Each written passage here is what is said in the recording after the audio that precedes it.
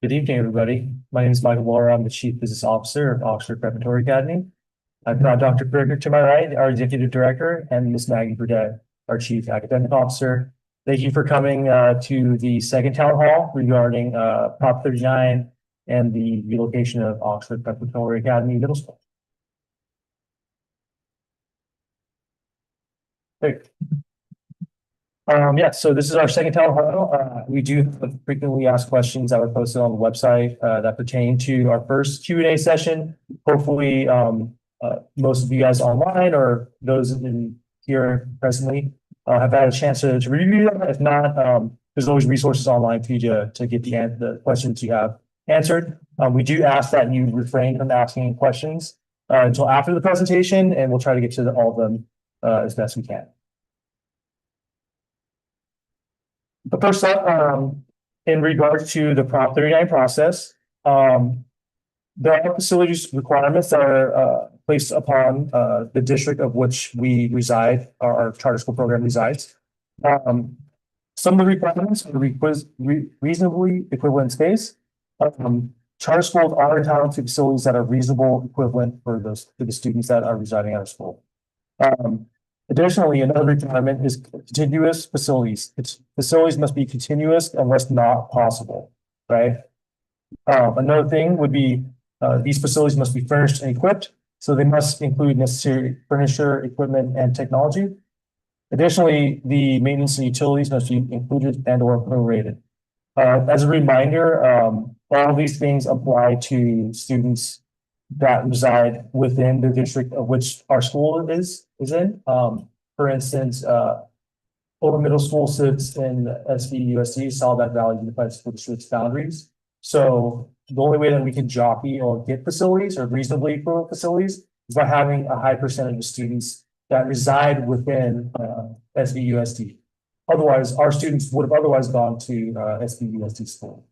So that gives us more, I guess, bargaining power, as you'd say, for us to get reasonable equivalent facilities. Just so we can go over the application timeline, this is a long process that we had started at the end of September, getting all of our documentation ready to be sent off in a packet to SBOSD. This started back in November of last year. We submitted an application packet along with the enrollment projections for current year as well as next year. Also included our list of students and their addresses to verify that they reside within the boundaries of SVUSD. Again, that's how we have the most, I guess, you'd say bargaining power for reasonably equivalent facilities, because those students would have otherwise been SVUSD students. From there, we go back and forth with Saddleback Valley Unified School District to go back and forth on our enrollment and average daily attendance. These are key metrics for determining classroom space, seats, and what would be reasonably equivalent space. From there, they make their preliminary offer in February of this year. That by no means is the final offer. From the preliminary offer to the final offer, there could be a wide variety of changes, and they could be completely opposite by the end. Until we got the final offer that was received from SVUSD on April 28th. Some other legal or compliance items from for Prop 39. We do provide the calculations for average daily attendance, or ADA, and enrollment. Like I said, when we first submit our petition or Prop 39 request for facilities, we take into consideration all of the students that are at a school site, where the families reside, do they intend to enroll in the next year. With that, that's like the most substantiating evidence that we have in securing reasonably equivalent facilities. In the back and forth, we, as SVUSD, can dispute our numbers, but it's up to us to demonstrate why those numbers are solid. Usually it's in conjunction with waitlist. We also look at, again, providing all of the addresses of students that are attending our schools to substantiate the need for classroom space. Another requirement, SVSD can offer a sole use location or full location with the SVSD school. It is in SVUSD's realm of responsibility to determine where they can place us. That can be at various different locations throughout SVUSD's school district based on unavailable space.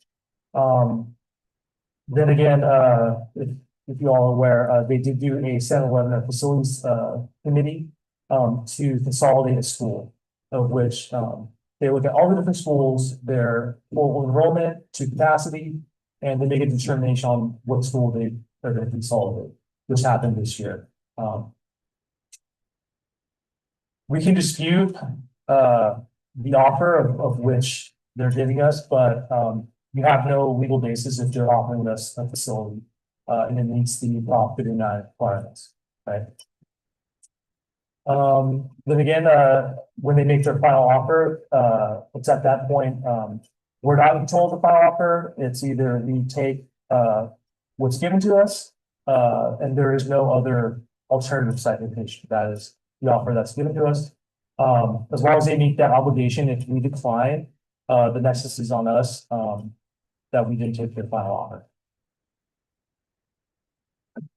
And next up is Dr. Brickman. So I'm just going to look at just some comments and questions that parents have given us, and some of the kind of conclusions may or may not always have been accurate. So one of the myths that I just wanted to talk about that some of the parents had shared with us is that OPA or Oxford Preparatory Academy, we gained financially through this process. And so the current facility use agreement, like Mr. Loro said, we do go into this Prop 39 request for facilities every single year with Saddleback Valley Unified School District for the Saddleback Valley campus, elementary campus, and the middle school campus. We do have another facility. It's the SOC elementary facility, and that facility use agreement is with Capistrano Unified. So we're only going to be talking about the SV and the middle school facility request from this point forward. But just to clarify, there was another question about the SFC campus and why it's slightly different. But with SVUSD, we do have a zero rent facility, meaning we do not rent the facilities from SVUSD. We go into what's called a maintenance agreement. And so we pay for utilities and the general routine maintenance, deferred maintenance on the school sites. So by them allowing us to use these spaces or these schools, then we agree to maintain those schools and those facilities in order to have our students, come and attend.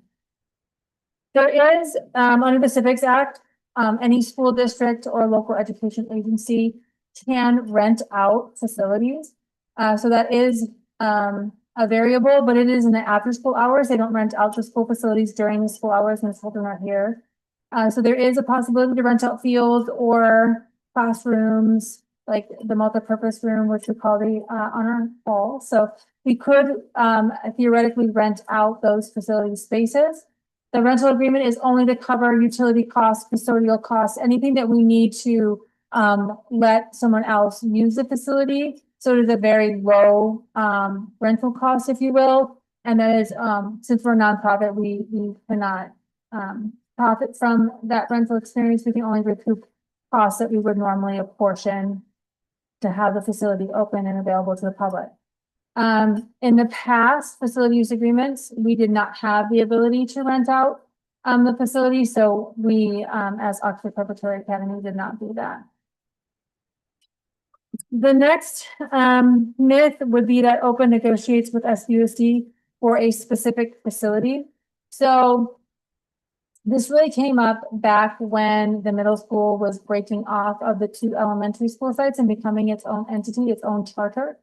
And there was this idea that there was a school site that was supposed to be, or some folks have thought should be attributed to that middle school. And so what we can really ask for, as Mr. Laro said, is we quantify our enrollment and that equates to the number of spaces available, classroom spaces, ancillary spaces like our honor hall, our offices, conference rooms, field space, outdoor area space.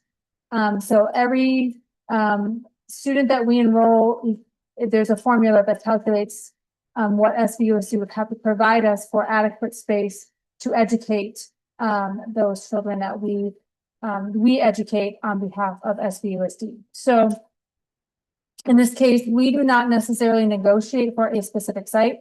We negotiate for space available to us. In our facility use agreement, our proposal that we sent over to SVUSD, we asked for a safe space, equivalent space to what SVUSD students would normally have access to if they stay in SVUSD. And we want to make sure that it is adequate enough to educate our children to the same quality and caliber that they would receive at an SVUSD school. So that is kind of our stance on it. We don't specifically say we want a specific site. In this case, this year, as Mr. Rowe said, they did go through a 7-11 committee to consolidate a school. They had gone through that process prior. So for us, there was really two schools who had gone through school consolidation. We did not know which school they were going to reasonably apportion to the middle school. So there was no way to say earlier than the April 28th date when they actually gave us the final proposal, where they named the San Joaquin site as the school site that would be offered for the middle school site. The final one is that OPA is not transparent with stakeholders, and I kind of tied down to that a little bit with the last answer, and that is until we get that final offer, we really don't know and really can't responsibly say we are getting this location or that location. It would be more detrimental, I think, to say to our families, we're moving to this location, and then it not be that location and it be a different location.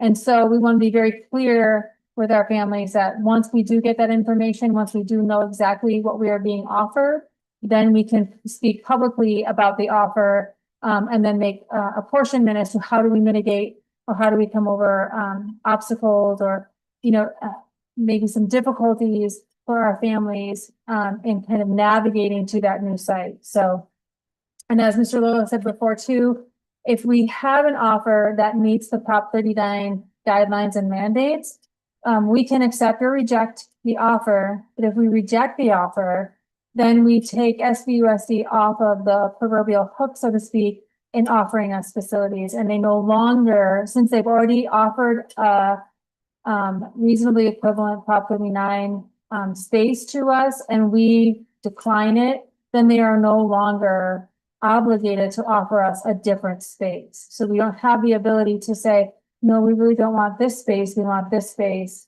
If we reject the first space that we're offered, then they're not obligated to offer us any additional space that year. So we would have to find our own location, our own space to house the school. So moving forward, I just want to walk you through just some opportunities just for you as parents. You're always welcome at our board meetings. So stay tuned. If you ever have a public comment, please make sure that you weigh in on any items that we talk about. We do this year, all three of us as the executive team of Oxford Preparatory Academy are relatively new. And this year we always have board presentations at one meeting. And then we have a board vote at the following consecutive meeting. And that really gives opportunity for our staff, students, parents, community members to weigh in. You can tune into the first meeting and get the presentation. You can see all of the things that go with that. And then you can make comment at that meeting, or you can get in touch with us at any point in time between the two board meetings. So it's plenty of time for families to really be involved, ask questions. We're always happy to answer questions for you. And then the board will vote at the next consecutive meeting. We really don't like when we do a presentation and then we ask the board to vote at the same meeting, because it cuts down on all of the community's input time to weigh the decision that's being made on the table. Public We also have honor societies and school site councils. Those are great ways to get involved and really make your voice be heard. We do attend the honor society meetings and school site council meetings to make sure that those folks that are participating, whether it's students, staff, or family members, that we take your comments, questions, and other ideas into consideration. And then that's kind of where we make ourselves available. We also have a needs assessment in the fall. And so if you have any ideas, we would welcome that as well, so that we can rope it into our planning as we plan through the year or consecutive years. Some things we always can't do in the first year, but we can plan for in the following year. LCAP committees, these are important meetings too. This is really the Oxford Preparatory Academy strategic plan, if you will, for each school site has their own. Ms. Burdette runs those meetings, and we welcome parents and family comments and participation in developing those strategic plans. So if you do have great ideas, we'd love to hear them, and they just may get into the LCAP, and then you can watch them come to life. But that's really where that kind of takes root and kind of comes to fruition. And then periodically we'll have executive director town hall. So maybe there's topics that are really salient and important for us to invite the public into and kind of navigate through. We always do that at those important points of time. This year coming up, we will have one in the fall and we will have another one in the spring. And so the three of us will host those meetings, and that's just another way for our families to be involved, offer suggestions, comments, ask questions. And we would like to say make ourselves available as we're going into that next phase of strategic planning. So that would be a critical year coming up. Looking forward to what the offers are from SVUSD. We're broken apart by school site. So we're going to take SV Elementary first. So SV Elementary, you see the current enrollment and the projection enrollment again. As Mr. Laurel said, this is just the SVUSD in-district enrollment. We do have students that are coming from a variety of school districts, but we can only count the students that come from SVUSD in terms of the obligation from SVUSD for space. So you see that enrollment and the projected enrollment here, it goes up slightly. Current classroom size was 22, our 25, 26.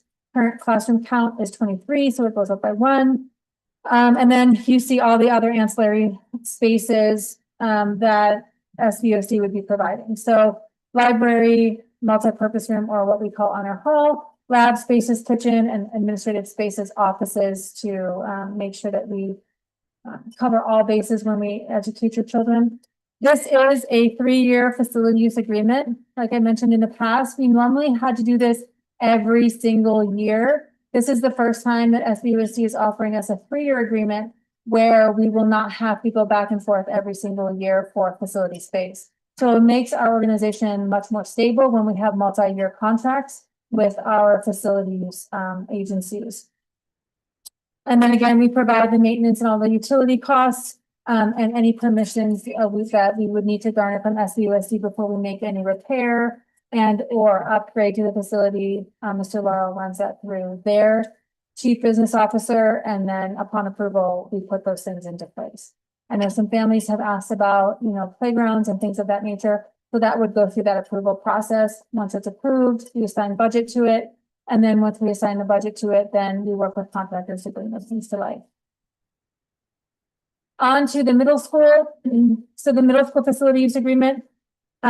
This is where they offered the recently consolidated and closed San Joaquin Elementary School site to Open Middle School to house its middle school.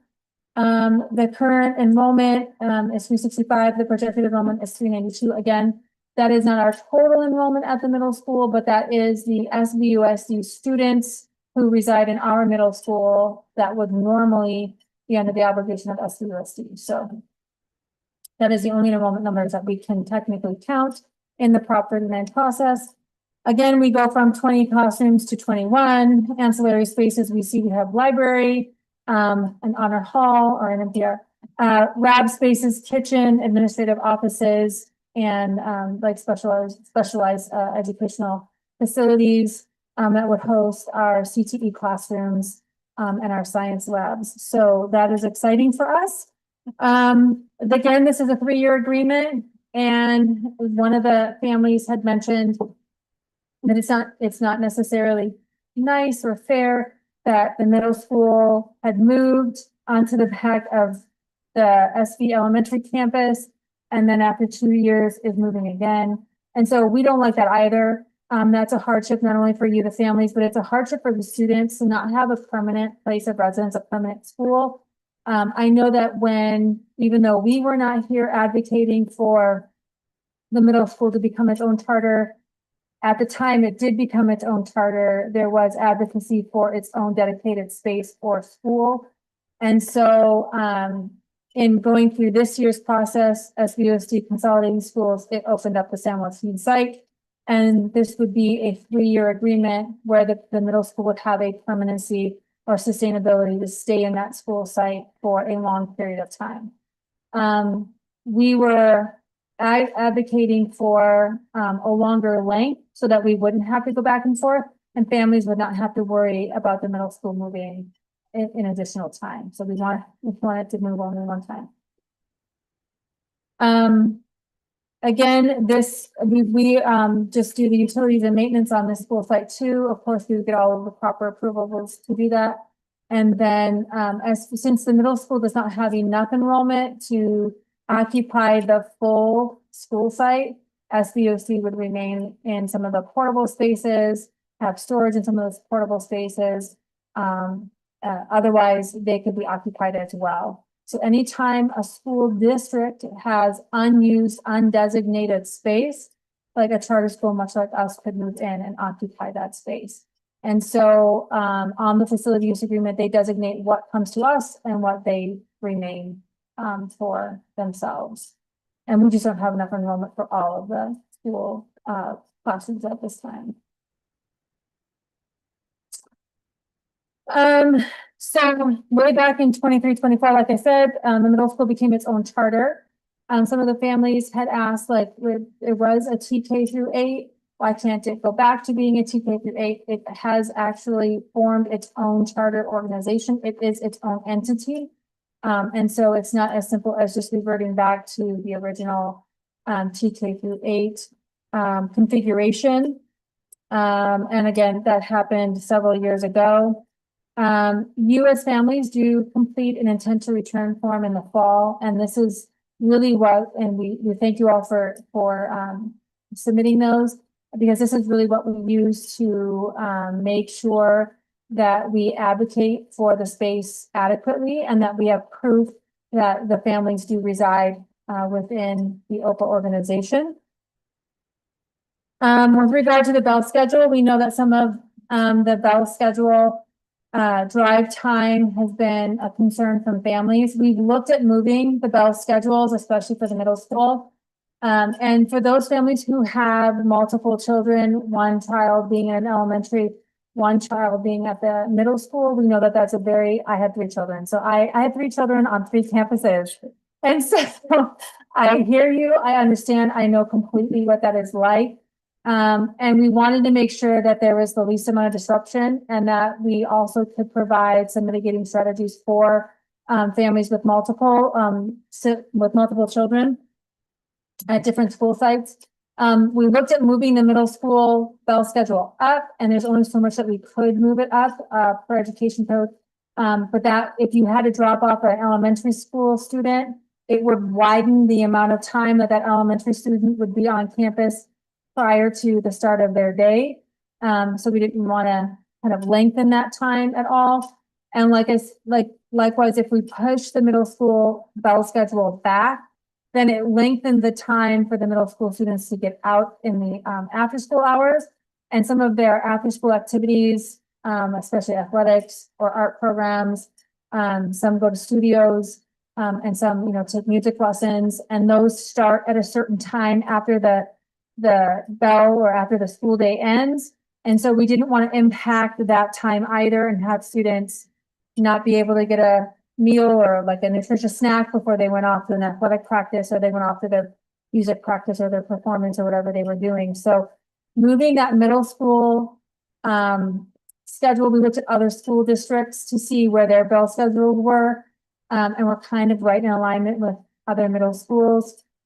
So we wanted to do something a little bit different and make sure that we could offer breakfast and snacks for students, especially if the elementary students had to be dropped off first.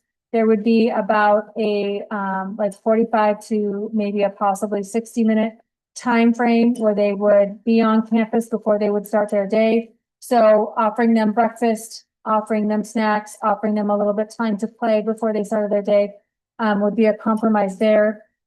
And then pulling up pulling up the time when you can drop students off to our campus to that 7:45 time frame would allow us to have supervisors on campus starting at 7:30.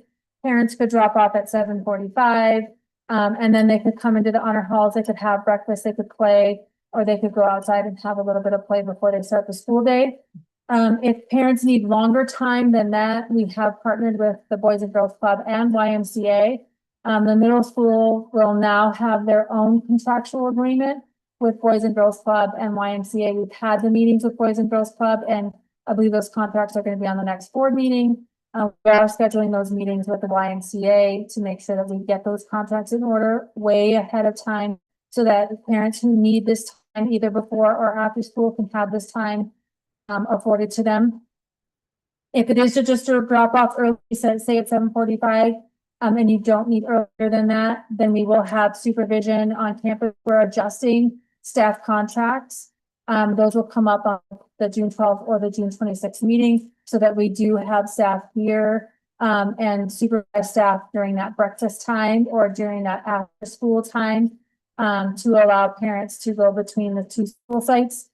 And then finally at the middle school, we looked at moving up that OPA time, which is fantastic. But that homeroom time to the front part of the day, because we do not want children missing the instructional day. We don't want them missing a math class or an English class or daily instruction. If that homeroom time starts the school day, it's non-instructional time. And so it's a fun time for kids. We hope everybody can be there. But if something goes wrong, you hit all of the lights, there's an accident somewhere, we don't want any students to be their learning to be disrupted. So we're trying to do strategic things just to offset some of that for families. And then we are currently working on making sure we get all of those contracts in, we adjust our staff contracts, and that we make an appropriate plan to move the middle school over to its new location.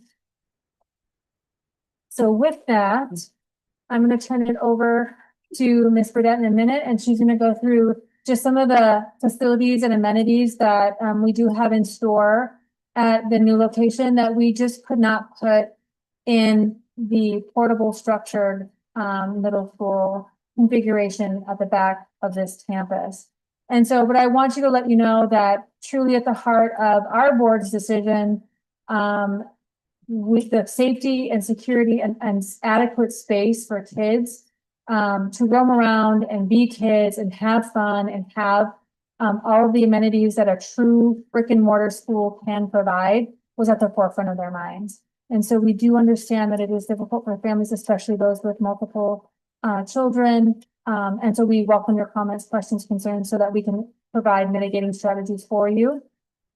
And at the end of the presentation tonight, we will again look at all of the questions you have and comments you have, and then either give answers to you right away or come back and provide answers once we get solid answers for you. So with that, I'm just going to turn it over to Ms. Burdett. Good evening. So welcome to San Joaquin Elementary School, the new home of OPA Middle School. So we're really excited for you to get a sneak peek at this beautiful facility. And I just want to walk you through some of the reasons we are so excited about this opportunity to move, have our own standing space, and all of the plans that we have that we couldn't quite come to fruition with here because of our limitations on space. So one of the most exciting pieces is we get our own library. So we have been very limited on access to library, a space where students could come in, have a quiet space to sit and learn, have access to books. We have classroom libraries, but it's not quite the same as having our own library dedicated space. It's also a location where we can really start to expand our elective offerings, and just those opportunities for students, for clubs, for activities during the school day, if they just want a quiet space during break or lunch to go and kind of escape to. We also will have our outside lunch area that is very expansive with standing permanent shade structures. And for those of you who are into gardening, we've always wanted our own garden. It is something that is a tradition at OPA elementary schools. And this is not just one small garden. It is an expansive multiple plot garden that we are just so excited to see parents come in to help us and our students come take over and really grow and expand. Our science teachers are already fighting over who gets to use them at what time. But we can't wait for this to turn into something very different in a very short period of time. We also will have our own honor hall. So as you know, we share the honor hall with Saddleback Valley Elementary, and it is a challenge. We work very well together, but there are so many different activities happening every single day that often we are limited on our access because of the different performances and events that are taking place on the elementary campus, and we don't want to impede on those. We're also much bigger. Just with 3 grade levels, we're almost the same size as SVA Elementary. So just getting into the space is very challenging. So we're just so excited to start hosting our own assemblies and activities and performances that we just can't quite get in place right now. And then they have a gorgeous inside, like true cafeteria. So right now, if any of you have been on the middle school campus, we are subject to wind and weather and sun and rain and anything that comes along with being in an outside area. So we will now have an inside area that when there is poor weather circumstances, our kids will be protected from the weather, and they'll have a beautiful place to go get their food daily, both breakfast and lunch. And then again, we've done an amazing job in just 2 years growing our assemblies and making sure that our students have access to different spirit and activities. But again, we are subject to weather. We don't have a space to house our students on a regular basis. So we're just excited again to get back into our own honor hall, call it our own, and really let our ASB and PAL and leadership students flourish and really see all of their hopes and dreams and ideas come to fruition at the new middle school. As you may be aware, we just grew 3 new CTE, career technical education pathways this year. We built in a beautiful state-of-the-art Macintosh lab. And now we're able to move both our PC and our Mac labs over to the new site in a bigger space and really start to build those programs out. And one of the things that we're hoping to expand, we had a really high interest, and now with some additional space, we're going to be able to do this, is to offer a competitive robotics team. And with that, if any of you are familiar with robotics, it really takes up this big arena that isn't something you can easily break down and put up on a daily basis. So you need some space for that to live, so that the students can get in and build their robots, practice, and do all of the coding and really become highly competitive. So we're excited for that to be something that we're looking at building out next year. And again, our other CTE pathways include our digital media arts, our information, communication, and technology, which is our our computer science pathway, and then our business and finance pathway. And again, with this additional space, it just gives us a lot more opportunities to bring in guest speakers, to have different assemblies, to have our kids participate in things that we just don't have access to yet. Another opportunity is a designated space for our music program. Right now, we are in a portable, it doesn't have a lot of storage, and we're kind of sharing space with all of our equipment, which is expansive. We're very blessed to have all of the different musical instruments and equipment here at OPA. But we now will have a designated music room and storage area so that we can continue to build on Mr. T's legacy and build our music program out. And with that comes, we have a wonderful marching band that really kind of is designated in a very small corner of our backfield. We also have an amazing athletics and competitive sports program, but it's also very challenging. We're not able to house home games very often because we just don't have the space. So oftentimes our parents and families have to travel a large distance to go see their kids compete. And they've been extremely successful. We've had championship teams in flag football, basketball, and volleyball. But now we're excited to bring our families and share that experience here. So we're going to be able to have additional field space so we can host these home games. And also just to build out our PE department. Right now, even at lunchtime, they're sharing space where they might be taking the field, and then our students at lunch don't really have a space to go and run and play. So now we have an ample amount of space, which you'll see in just a minute. And then again, it just gives us more opportunities to build out the amazing programs that we already have. We've been creative in a small space. Any of you that live in a small space know that sometimes decorating and bringing in activities can be very challenging, but our ISB and our PAL and our web program, they just really want to build these programs out to really get more kids to come into our school sites. So again, it goes back to they've been pitching assemblies. And for those of you not familiar with web, web is where everyone belongs. It's our 6th grade orientation program. I think I have it right here. That we will be hosting in our very own honor hall on August 7th. So this is where we bring all of our new students, our 6th grade students and students new to OPA in and have a full day of orientation. It's a pep rally. It's an opportunity for our 8th grade student leaders to really help students transition to the middle school, transition to OPA if they're new to OPA, and spend a full day just getting acclimated and ready for middle school to start. So if any of you have incoming 6th graders, please make sure you save the dates. And then finally, we're going to show you just a quick view of the beautiful campus that we're about to move to.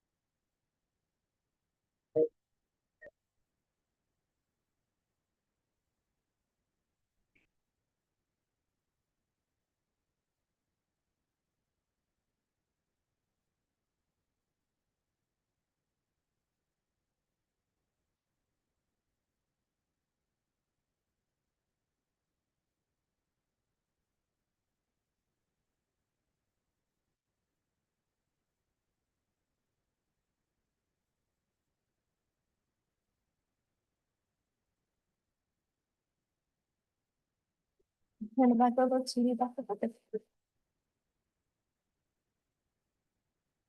So just to wrap up, there's so many things to be excited about. And that having said that, there's also there's great hurdles that we need to overcome and make sure that we mitigate all of the things in between for our families.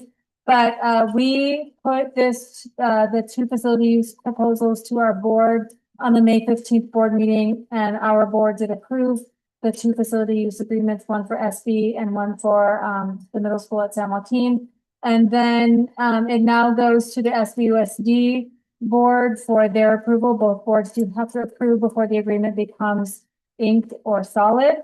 And so that is slated for June 2nd.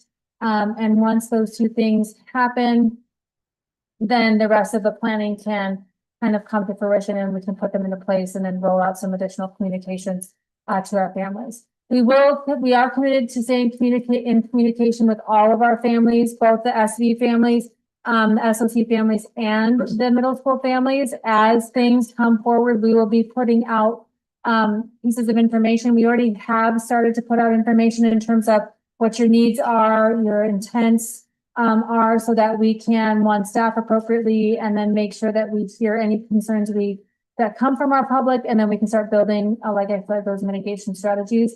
And so if you are in need of before and after school care, that's one of those things that we want to make sure that we account for you so that we staff accordingly so that your children can be taken care of.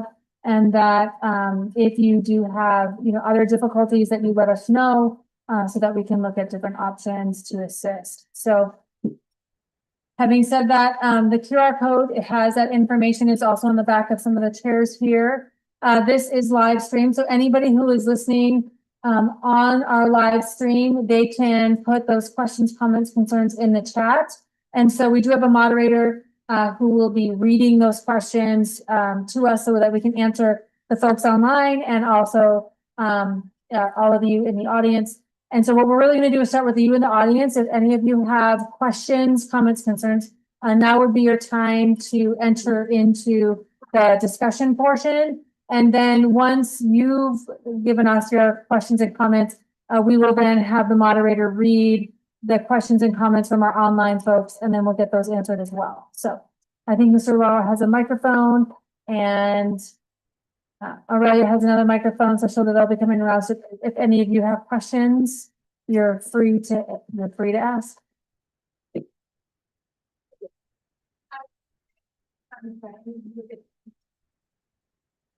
So the question, I'm going to repeat the question for our folks online. The question is, when do we get the keys for the new campus and take occupancy? So we have, once the final agreement from SVUSD is approved on the 2nd, which we hope it is, then Mr. Lowe is in communication with their CBO to schedule walkthroughs. And then we'll discuss timelines on affirming up when we can actually take occupancy.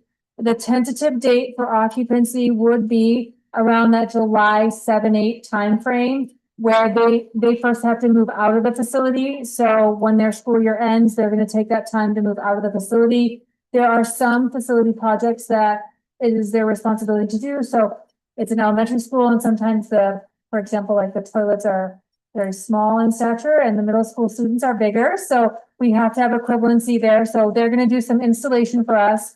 We have to do some tech installation. We can probably get in there with vendors in the month of June, but we probably would be taking occupancy to actually do the move sometime after July 7th.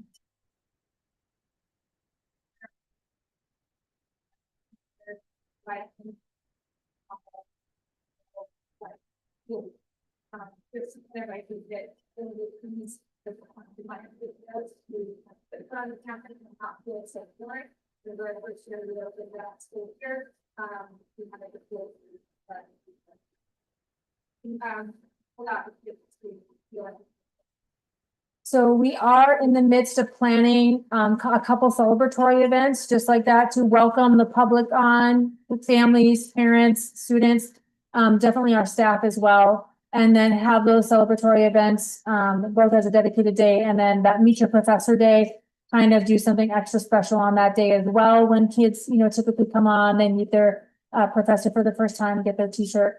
So we do want to have some very good celebratory welcoming events. I know that our director of communications is also working with like Chamber of Commerce and other things to kind of bring those things to light. So nothing has been solidified in terms of planning. We actually meet with the honor societies tomorrow. So we will be kind of running that by them to see what their ideas are and then try to formulate a plan here in the near future in the early weeks of June and get that set and then get dates out to people. But those are great suggestions, and we love the celebratory aspect of it too.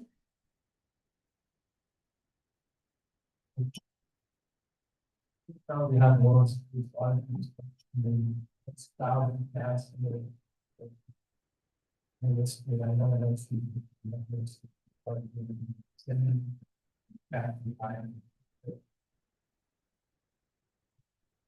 So the question is, since we have more space, are we going to expect lower class sizes and less congestion, or the opposite of that? So when most of you know, we've sent out communication, or I hope we moved up our lottery process this year to coincide with other school of choice lottery systems. So we're in alignment with that, and we reverted back to the original OPA student to teacher ratios, which were lower than they were last year. So we've reverted those back down. We didn't have the anticipation. We didn't know what site, or if we were getting a site, or if we were moving, or if we weren't. And we thought, well, if we revert them back to their original ratios, then once we did know, we could make adjustments if we needed to. So we have decided to keep them at those lower ratios. And I think that you'll see a lot of less congestion, especially in the drop-off pickup line here at the SV campus, because you're not having two schools essentially drop off and pick up at reasonably similar times. I mean, I know there's a gap between, but it still can get very congested, especially in the morning if you have to drop your children off early. So you will see less congestion in this subdivision, and you will see less congestion at the middle school drop off as well. So we hope to revert back to those OPA traditions and go back to our roots and have those lower class sizes, and also, adequate class sizes, but on the lower end of the scale, and then less congestion, more importantly, for the safety of the parking lots and that drop off pickup situation. I just might add that, the San Joaquin site has a sense, overwhelming sense of openness. And you see the field is just, it's massive. Just overall, that school site, it just feels a lot more, open, so. I can second that, it will feel less crowded, because it, it will have, those will have its own campus. Campus that is very big, has high ceilings, the classrooms are generally bigger, they're a lot bigger than portables, and, that school site been, very well maintained. So, I'm very excited, I think that it will be a very, free and open experience. And dedicated space, like Ms. Burdette said before, like our CTE programs will have dedicated classrooms just for their programs that are expansive and full of the technology that drops, all the electrical that it would take to run those facilities, as well as space for robotics, which we don't currently have time or space for right now. But we do know that our students really would like to kind of explore that robotics program. And we are staffing, we just finished our staffing meeting this afternoon too, to make sure that we are staffed appropriately. And like I said, for the Boys and Girls Club, it is really important, or YMCA, if parents need those facilities, that we go into contract with them to staff appropriately so that our families are taken care of. So if you do need before or after school care, please let us know, so that we can route in the correct staff with those agencies as well. Any other questions? I knew you had a question. I'm very familiar with that school. I have 3 hours to sit at some of that school. Oh. It's pretty good, Nice. Oh, yes. It is nice. It is very well maintained. I must say, it is very clean and pristine campus. And the outdoor field space is very adequate to strive for a football field. I'm gonna have our students kind of run this basketball courts with a whole host of things. And there's a big circle drive where you can have that valet drop off and pick up in a very safe, secure manner. It's larger than this kind of drop off situation. So the space is very nice because middle schoolers are larger. And so we want them to have ample space. So if we can then, if you think of questions, you still can have a turn. We're gonna go to our online moderator and she's just gonna read questions. Aurelia's gonna read questions from the online folks. First question from W. Hi. As will there still be accelerated classes for all 4 subjects, math, science, social studies, and ELA, next year, and there will be special units for non-math? Yes.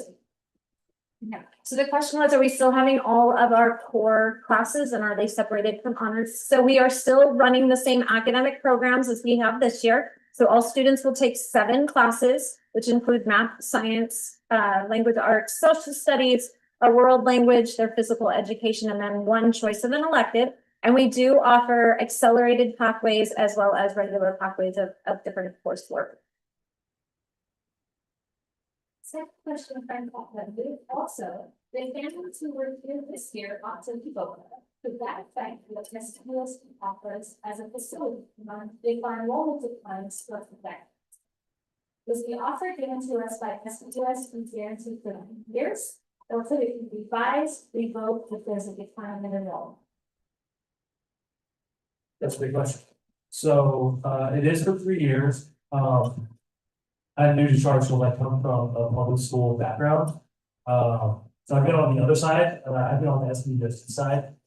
So my understanding is that if we grossly overproject enrollment and they give us ample % enrollment and our enrollment comes down a high percentage of that, we can be liable to pay that SPUST for the space that's not utilized. So there can be a financial implication if our student enrollment is below what was projected. Next question is from. If time to address, and I may have missed it originally, but in short, what was the reason for needing to change the middle school from OPA campus? We have a second and fourth grader at OPA SOC for which we are planning to move both to the SP campus together at the end of the school year. Not to have two separate drop-offs and two separate pickups, which is very challenging for working parents as us. That's the first. So the question is like, what would be the impetus to move the middle school off of this, Aliso Viejo facility where SV is currently housed? And, I think way back before our time, but way back when it was conceptualized that the middle school would be its own charter, its own entity. At that time, it was also conceptualized that it would be in its own building. It would have its own brick and mortar school site facility. I do think that they probably had in mind what they would have liked for that school site to be. And that did not come to fruition, and it was then put in a portable situation on the back side of this campus. And in doing so, it raised the enrollment ability for what was originally intended for this brick and mortar campus to hold. And so that's why we have the congestion for drop off and pickup, and some of the difficulty in sharing spaces, because some of the ancillary spaces are really double counted. Like this honor hall is really counted for the elementary school and for the middle school, when under the guise of Prop 39, each school should have their own. And so I think this was a temporary fix before a permanent solution could have been developed. And so both Mike and I come from public school sectors. And so it does, under the education code, you do have to follow a set of series of steps and make it public for your parents to come in and weigh in whenever you do a school consolidation or a school closure process, a 7-Eleven committee, as Mr. Lauro said. And so that does take time. You have to go through and identify all of the possible or potential school sites in a public forum. And then you have to go through a series of community meetings where you discuss the pros and cons of then closing each school site. Ultimately, the board has to receive a recommendation for which school site to close, and then go through the actual school closure process that's in alignment with the education code. And so I think what originally, when the middle school came to its own charter and they requested its own school site, it did take a couple of years to create the opportunity to close a school where it could ultimately move and stay. And so that did have to happen, but I think that was the initial plan from the beginning. It just took a bit of time to get there. And we as OPA are not in charge of what SVUSD would offer. So the offer then came when the San Joaquin location did close.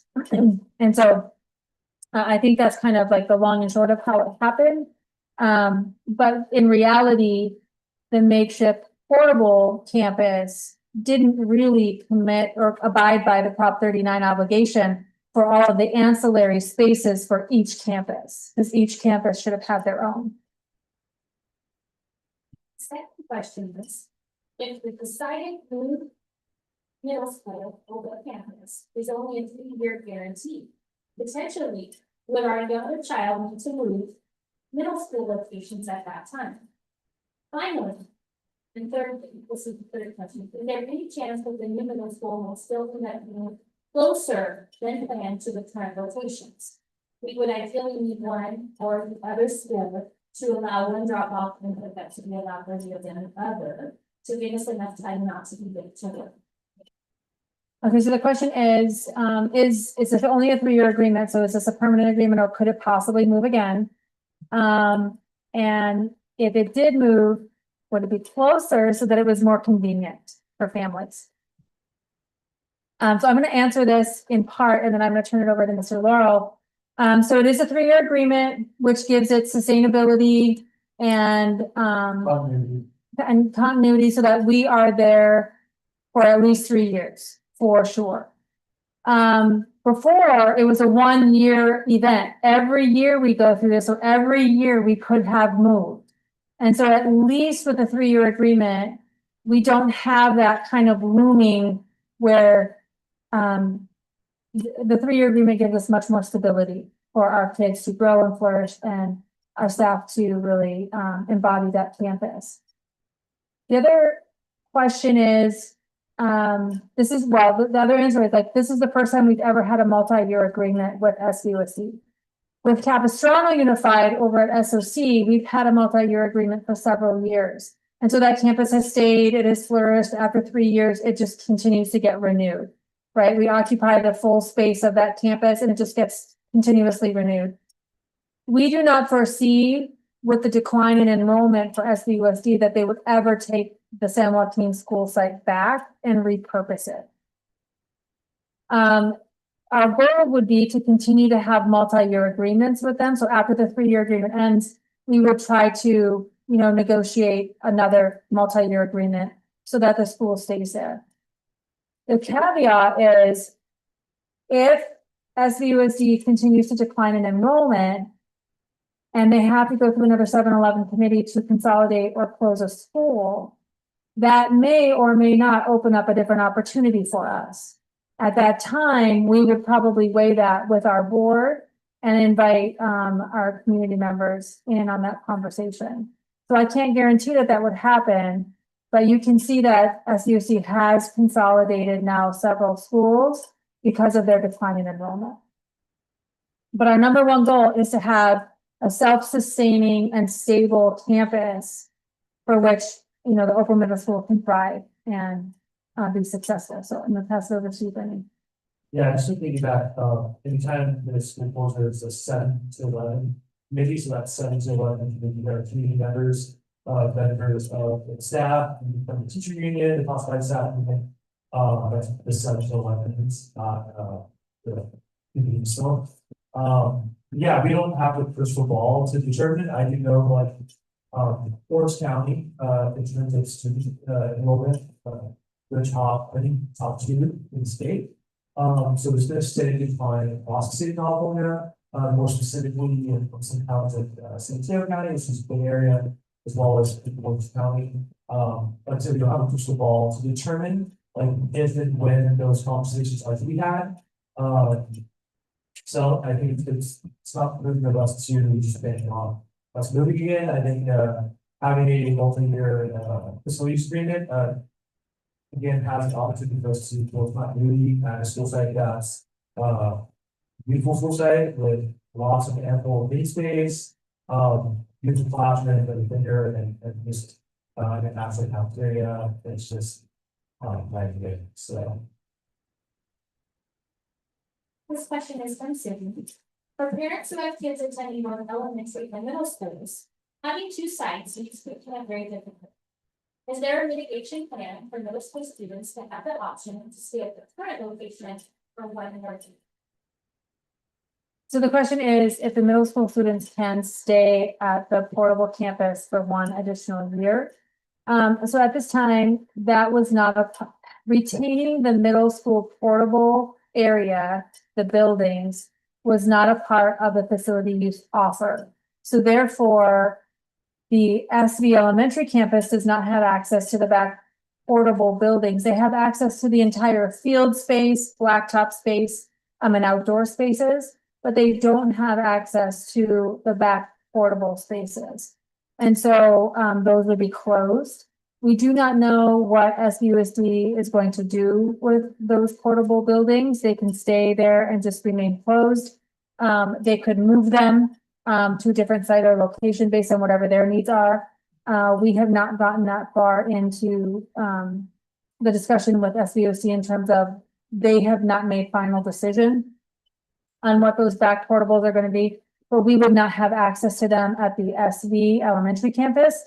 And then with the middle school's offer being the San Joaquin Elementary School site, the middle school does not have access to those back portables either. So the middle school students would not be allowed to remain in the portable buildings because we do not have access or permissions from SVUSD to occupy them.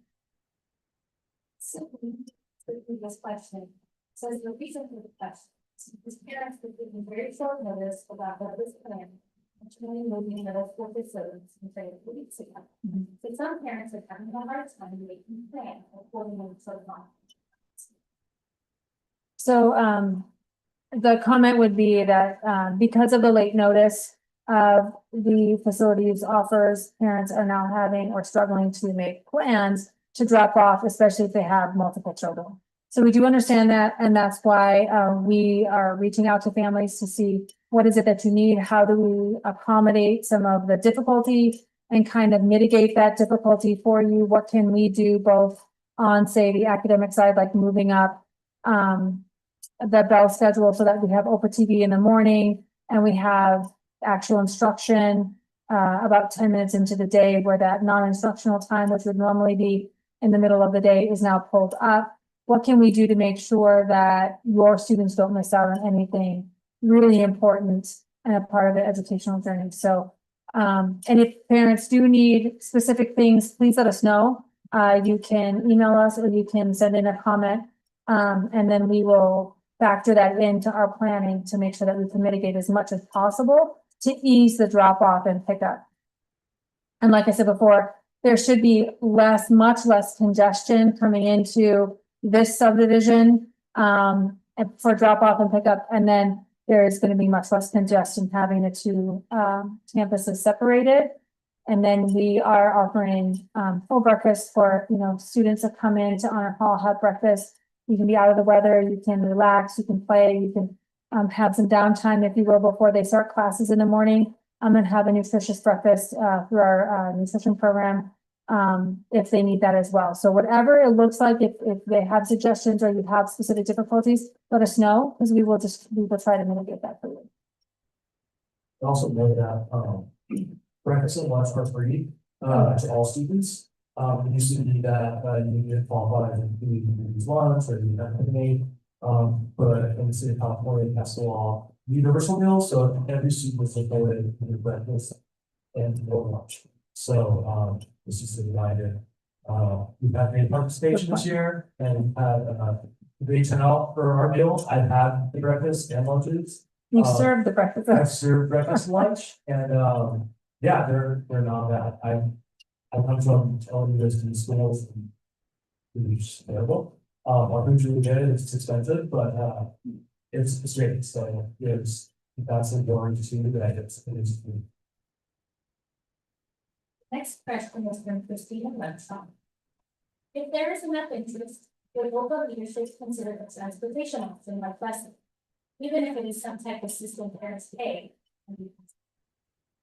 So the question is, if we would engage in some sort of transportation, and we are actively looking at transportation options. Mr. Lowe is looking at transportation options through the business department, and then our communications specialist is also looking at different apps that can sit on our website that could be like a ride share that families put their information in, and then it shows other families in your area that you could link up with if you want like ride shares. So we're looking at two different options to assist in that area. The difficulty with a busing system is the drop off to either since most of our families live so dispersed out, they're not necessarily, you'll have a couple families in the same geographic area or neighborhood. And then you have other families that come from a wider space around either the Saddleback Valley area or down to Capistrano and then all the way over to like Irvine. So it would be a drop off here at the elementaries is what we're looking at, but you would still have to get your children here at a reasonably early time for the bus for you to line up, the bus to pick you up and then transport you over. We don't have all the exact details of that, but I know that both of those individuals on my team are looking at different options. And then we will be seeing what fits or what doesn't fit. We also sent out in the survey to families, how many families actually need transportation and the quantity, if we can quantify how many families are in need, that will really assist us in which option really is the best to afford for families. And then we can always hook up something that can link families together in the same subdivision for like ride share opportunities if you need that. You just may not know all of the families across your little subdivision area. So it's normally we know like our block, but it may be like 3 blocks over that another family is an OPA family and, we can get in coordination with them. So we're looking at both options. Next question is from Gerard. Will the football program now have its own kind of field? Let's see. Yes, that is one of our big goals. So we do work within a competitive charter school league. So once we have the field and the space and we work on the ball schedule, our goal is to plan our own home games. So both for football and basketball, we're excited. The next question is from Lucia. I don't know. Any changes in school timings? Our start and end times are still the same. We're just, flexing the internal workings of our bell schedule. So as Dr. Fricker mentioned, we're moving homeroom out of second period to the beginning of first period. So if anyone fixed topic, there's just a little buffer of some non-instructional activities where we're doing our morning announcements and counseling lessons and check-ins. And then once we jump into actual instruction, it's about 10 minutes into the day. Next question is from Sue. What was the purpose of splitting the middle school from the elementary for a couple of years ago? And what will the middle spectrum, this is the same, in her same thread, what will the middle school class size try and stay? Oh, there you go, in the middle.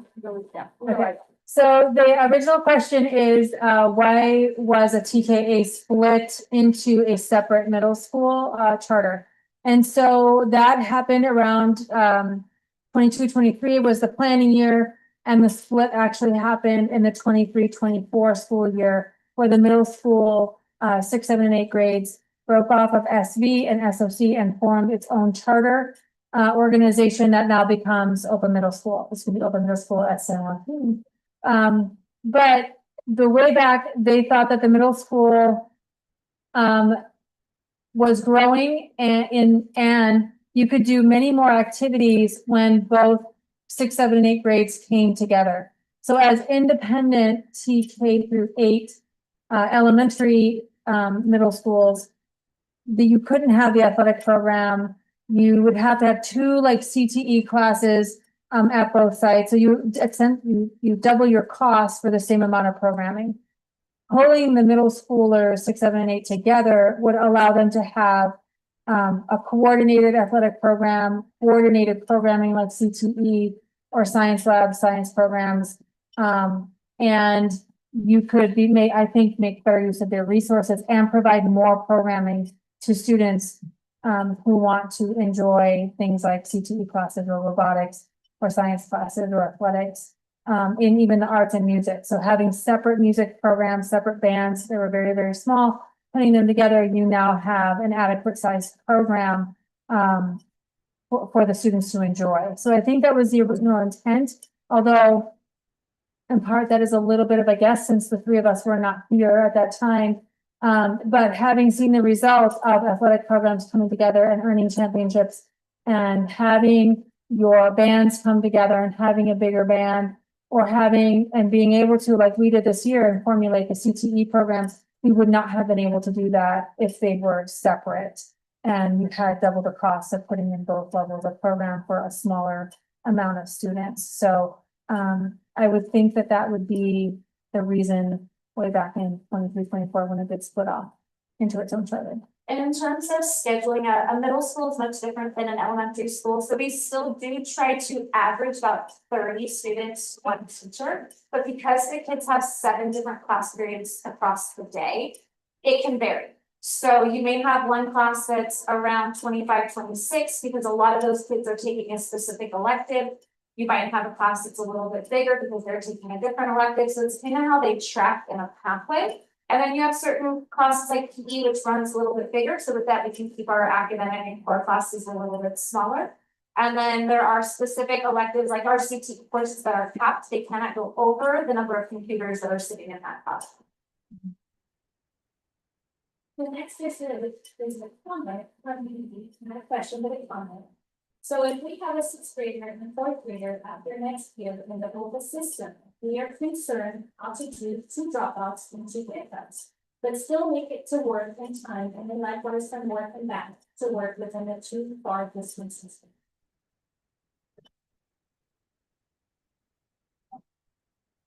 I think we got, this comment, we are currently contracting with, and we'll be providing, services to the force of the public schools YMCA. So, And if there's any other options that we can put forward to mitigate just the drop off pickup, like extending the time to open school at 7:45 so that you can drop off and the students will be supervised, they can have breakfast. And likewise at the end of the day. So if you don't quite need that boys and girls time or YMCA flex time, we can still accommodate an earlier drop off. And like I said, we are already repositioning our staff contracts to make sure that we have staff, we have administrative staff and classified staff there at the earlier time and the later time in the day. This is a question for NC. Will the new middle school campus continue to have accelerated classes that are cohorted the way they are? So the question was, will we continue to have accelerated classes that are cohorted? The reason they are currently cohorted, so let me go back. Yes, we will continue to have accelerated classes. But the reason some of our classes are cohorted, which means you have the same math and science teacher or ELA and social studies teacher, actually has more to do with credentialing and what the teacher is able to teach. And that's why certain courses, like in 8th grade, you might have an accelerated math teacher, but a different accelerated science teacher. So you have 4 different teachers rather than 2 cohorts. So it really depends on who's teaching which grade level and what credentials they have. This is Sydney's question. How do we inform you of our needs in terms of making pickup between both elementary and middle school? So we currently have a survey that is going out and it will be sent out again tomorrow after this meeting, which is asking for some of that information so we can gauge the number of families who are struggling with transportation and where they're coming from so that it will help drive some of our planning for next year. This next question, and this is our last question online. Sorry, I had trouble hearing, but say there's a traffic jam or something for first period. Will there be lenience for making my child tardy from first period? So the question was about whether there was a traffic jam or an incident at the beginning of the day, would they be counted for tardy? So we still will be taking attendance, but that's why we're moving homeroom to the beginning of the day. So there is a little bit of flexibility. We still want families to try to get there by the start of the day at 8:15, so they're in class ready to go. But that about 10 minutes of homeroom allows a little bit of time so when students come in, they're not missing instructional time. And there's a second perfect class question. Is there going to be a permanent music teacher hired for next year? Our plan is to hire a permanent music teacher for next year. And a comment from you. Thank you for the response about the drop off and pickup planning flexibility such as 7:45 at the middle school to then make it to the elementary by 8:10. One comment and relevant. OPA SOC has been an 8 o'clock drop off time initially 2 years ago when we enrolled. But then it was changed to 8:10. That had affected work transit plan. Do you foresee any such change after the plan? So the question was about SOC initially having a drop off time of 8 and then it changed to 8:10. Our plan next year is to have all campuses open at 7:45. So you can determine your driving path and decide which school you'll drop off first. And there will be supervision and breakfast and activities starting at all 3 campuses at 7:45 a.m. If you need earlier drop off, we are working with YMCA and Boys and Girls Club for earlier or later drop off and pickup. Any other questions here? Yes. Regarding the middle school, middle school, you mentioned that the plans not have access to the credits anymore necessarily. So is there a percentage or particular areas that just so you have an idea and notice the ball, what this city or the city might do with that extra space, but how much have it come or So the actual campus that you see or that you saw in the video, we will have access to the whole interior campus. There will maybe some classrooms they'll use for storage that we just won't have access to use as a classroom for ourselves, but no one else will be in that interior space. There are portables. I don't know if you noticed in the flyover video, but there are portables that they used to have their TLC program, their before and after school program. And so I don't know if those portables are owned by SUSD or by the TLC program itself. Sometimes they're owned and operated just by that other organization. But the portable structures, we will only have one of those, and that would be for the music. Oh, we'll have two of those. That will be for the music, vocal music and instrumental music program. So they're kind of like out to the side by the field. And then the rest of the portables, we will not have access to. So again, we don't know if they're just going to use those as storage to help empty the campuses and the classrooms that we will be occupying, because they have a very short, they only have like 3 to 4 weeks, maybe 3.5 weeks to actually move out of the campus and make the adjustments that we need, like the bigger toilets and some other things. So we don't know exactly what they're going to be using those spaces for. I can project that they're probably for at least storage right now until they decide something further. But if they're deemed vacant and there's no purpose for them, then they would be subject to, other charter schools moving in. And they were very clear with us that they have not entertained that to any other entities other than us. What's the maximum? Student one? Oh, that's a good question. Lastly, at that school site, up to 600. Some USB's reading materials on the website. The overall second one, we call the facilities. Maybe like that on the business page. You see the different minutes and presentation materials, of which is all the different schools, the capacity of said schools, and the actual enrollment. So There's a 700 and our enrollment is 581. Someone asked if Michael could consider this comment. No. yeah, certainly. So the question. We have to do a question with it. The board mic. The question was, what is the capacity of the San Joaquin site? The answer is around 600. I believe if you go to SBSC's website, they have the meeting minutes as well as presentation materials in regards to their quote unquote 7-11 committee meetings and how those decisions were determined through that committee.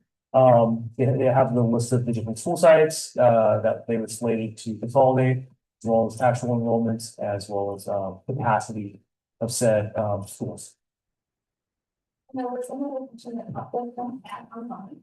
Will there be SBUS students, non-OPA, who will also be using the new campus? At this time, we have not had any indication that any other programs, whether it be SBUSD, from Saddleback Valley Unified School District students and or another charter entity. One more question popped up. Does that mean OPA will admit 600 kids to the middle school?